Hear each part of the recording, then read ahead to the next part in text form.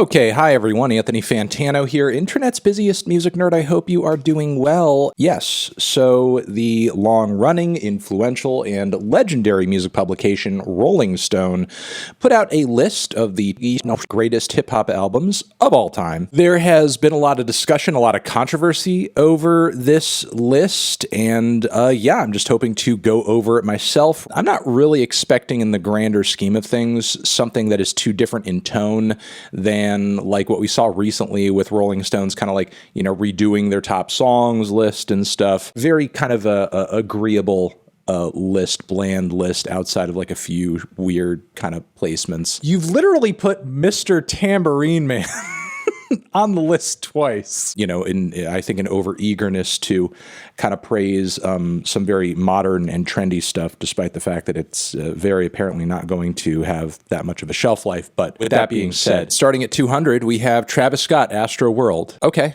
I mean, very popular psychedelic modern trap record. All I'm going to say at this point is if this record is on this list at 200, Rodeo better be on this list way fucking higher. Tributing Pop Smoke here, Meet the Woo. It is a good project. It is a good project. I was late to adopting this because obviously a lot of his virality came after the release of this. Like by the time he put out Meet the Woo, the sequel.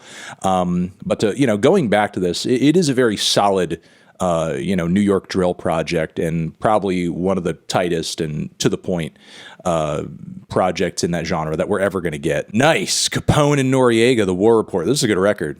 This is a classic 90s banger. If you have not treated yourself to this one, I recommend that you do. Saba, Care for Me. This is still a record that I don't really care for, but I get the appeal. I get the hype. I do prefer his last album that he put out, which I think had a lot of solid tracks on it.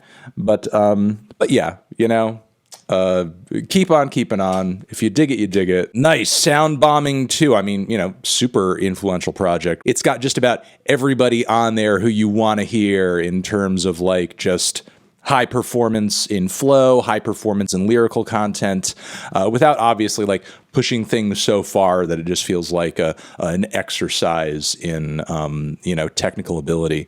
So yeah, Sound Bombing too. Hell yeah. Nice. Little Sim. Sometimes I Might Be Introvert. Definitely a record. I mean, would I have placed it higher? Probably. Mac Miller, Divine Feminine. Still not a big fan of this project, but listen, Mac Miller's got to be on this list.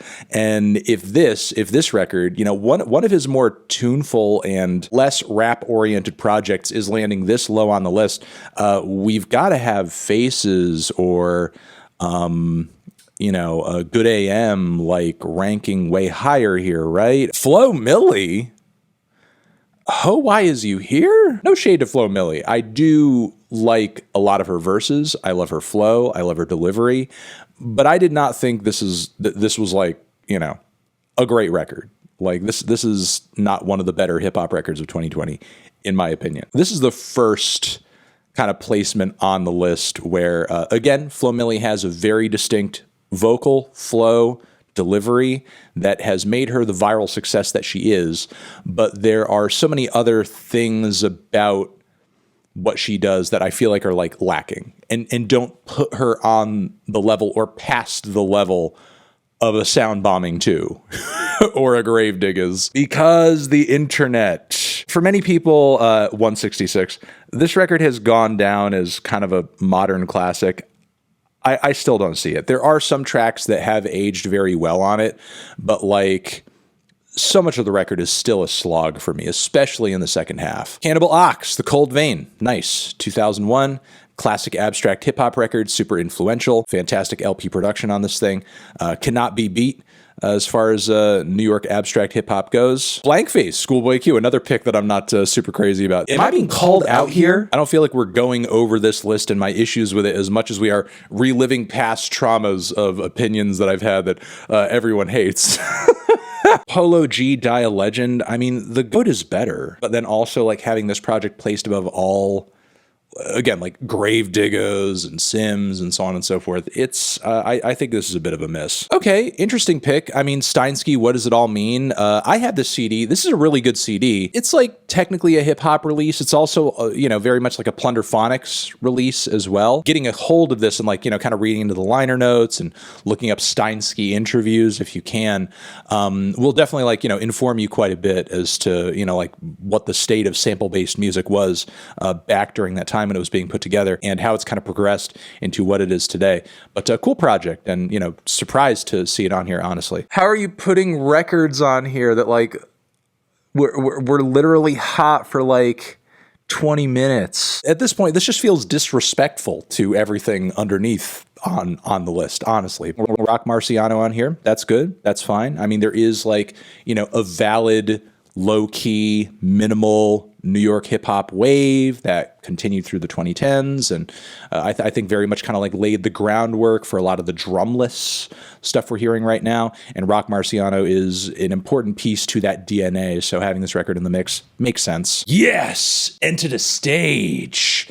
Man, this thing is bangers on bangers on bangers. This also makes me think of some of the other New York groups out there that like went hard as fuck. If Onyx was going to be on here, I would think that Onyx would have like been on the list by now. We're getting close to the top 100 and we're getting City Girls over all of those fucking classics when, the best sounds that City Girls bring to the table are like merely just a copy and paste job of, I don't know, stuff like Miami bass and shit like that, where there are like tons of classic Miami bass records that you should probably have here instead. Planet Hurt. The most of this record is just dreamy R&B fused with trap. Like Doja is barely even rapping on this record. Again, we're nearing the top 100 here. Yes! Fish Scale. This record rules, man. Fucking love this record. Really versatile and movie-like record from Ghost that, I imagine Supreme Clientele is going to be even higher here. Yeah, and you guys thought that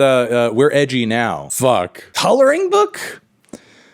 I mean, I like it, and I prefer it in many ways to acid rap, but like, coloring book at 105? No. I expected Clips on here. Got it in the top 100, though I would say that Hell Hath No Fury is more like a top 50 record, in my opinion, not a top 100 record. It's a top 50 record. Broke with Expensive Taste? Not a great album. Mess of a record. Should not be here. No Name, Room 25. Nice. Great record. Fantastic record. Now this is what I was hoping that they would do a little bit more with this list if they were going to do modern shit. Pick the really quality underground stuff that has stayed relevant to people, even if it didn't hit the charts, but has still like stayed relevant to the fans for more than a fucking summer. Please. Migos Culture 2017. I mean, this is the Migos record if you were going to pick one.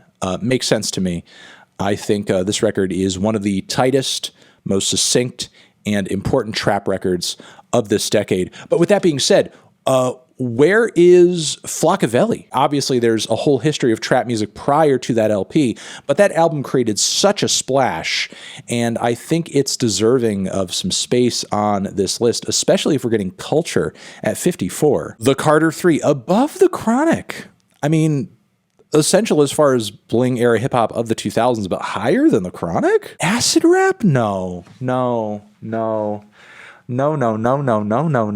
Chief Keef, Finally Rich at 32. A lot of the tracks on there aren't even his best. The Drought 3, DS2, top 20, and we haven't even seen Rodeo yet. Number 16, Cardi B, Invasion of Privacy. Why? 2001 over El Chronic? By what fucking metric? Miseducation, top 10. True. Low End Theory, top 10. True. Enter the Wu-Tang, top 10. True. It's great. It's influential. I don't think it's top 10. It's great. It's influential. Most people think it's top 10. I don't think it's top 10. T-Pab, it's top 10. It's true. It Takes a Nation of Millions. Wow. It is true. It is a top 10 record. Jay-Z, The Blueprint. Okay. Top 10. Fair. I'm happy it's here. But obviously, we're not going to see 444. Okay. Stankonia, top 10. It's true. What's number one? Stankonia, Blueprint, T-Pab, all ranking lower. What's number one? It's got to be Ready to Die. There you go. It's Ready to Die. Knew it. Wow. A lot of stuff that was kind of left out. No Death Grips on the list, as some of you guys are probably pointing out in the comments. No Death Grips on the list, sadly. No Pinata either, because obviously they enjoyed Bandana so much more than Pinata. And yeah, we didn't see Flower Boy or Igor, but we got Call Me If You Get Lost. No Onyx, no Redman, no Organized Confusion, no Blue in Exile, no Del the Funky Fucking Homo Sapien. And look, this may be some like nerdy Fantano core shit to some of these people, but like there should be clipping on here. There should be Injury Reserve on here. Just saying. No Aesop Rock, no Billy Woods.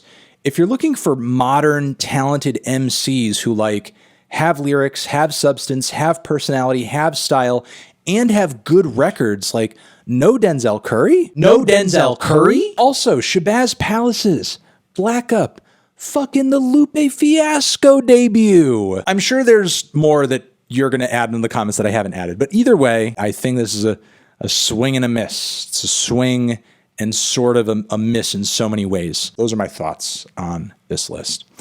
Let me know yours, which I'm sure you're already doing. You already have. Subscribe to the channel. Video over here next to my head. It's another one that you can check out. Hit that up with the link to subscribe to the channel. Anthony Fantano, Rolling Stone, top hip hop albums list forever.